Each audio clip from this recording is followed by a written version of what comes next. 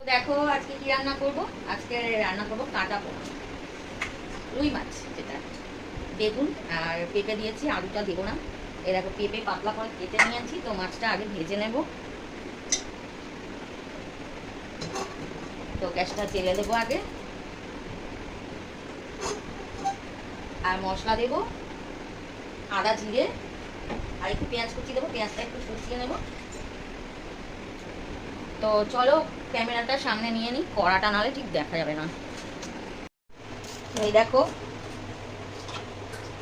গ্যাসে বসিয়েছি কড়া, তো দিয়ে দেবো সর্ষের তেল।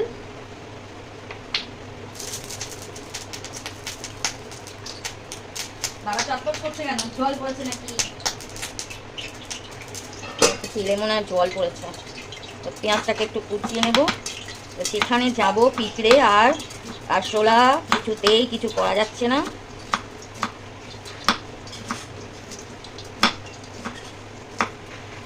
তো পেঁয়াজটাকে কুচিয়ে নিলাম।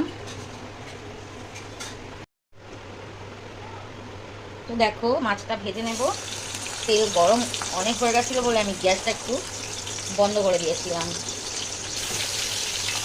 খুব বেশি মশলা দেবো না, দেখো অল্প জিরে আর একটু আদা আর দু এক কোয়া রসুন নিয়েছি। পেঁপেতে আমি দিই না রসুন তেমন একটা। তো দেখো মাছটা ভালো করে ভেজে নিয়েছি। একটু পেঁয়াজ কুচি, একটু পাঁচ ফোড়ন আর সবজিগুলোও দিয়ে দেবো, পেঁপে আর বেগুন একসাথে। এই কারণে দেবো পেঁয়াজটা নাহলে বেশি ভাজা হয়ে যাবে।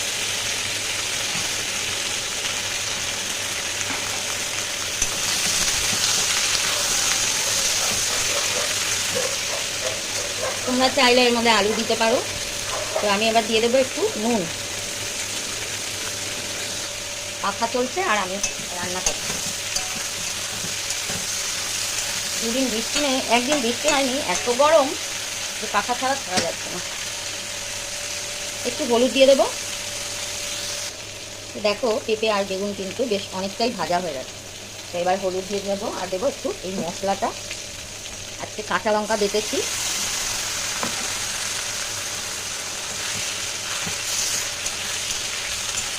মশলাটা একটু কষিয়ে নেব। তো এই দেখো মশলা কষা হয়ে গেছে প্রায়, দিয়ে দেবো ঝোল। পেঁপে একটু সিদ্ধ হতে দেরি হয়, তো আমি অল্প ভেজে নিয়েছি, আবার একটু মশলার সাথে কষিয়ে নিলাম।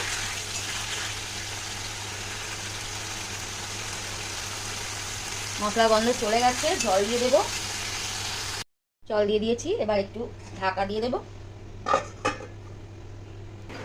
तू मेरा हीरो है, तू मेरा दिलबर है, मेरी प्रेम कहानी तू हीरो है। তো দেখো তরকারি অনেকটাই হয়ে এসছে, সিদ্ধ হয়ে গেছে পেঁপে প্রায়। তো এবার আমি মাছগুলো দিয়ে দেবো।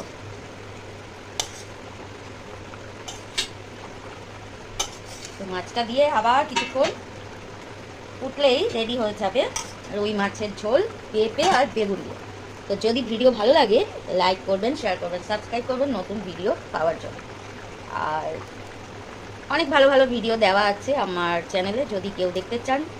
ইডলি, ধোসা, বিরিয়ানি, পোলাও, চিকেন চাপ, অনেক কিছু।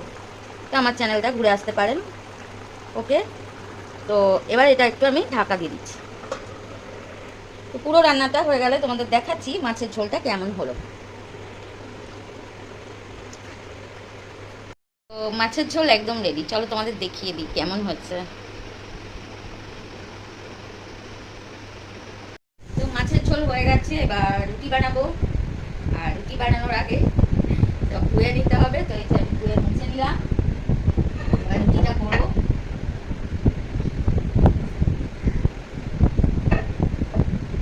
রুটি বানাতে ভালো লাগে না জানো তো, কিন্তু রুটি বানাতেই হবে। ওকে, তা চলো রুটিটা বানিয়ে নিই। আর দেখো আটা মাখা হয়েই গেছে।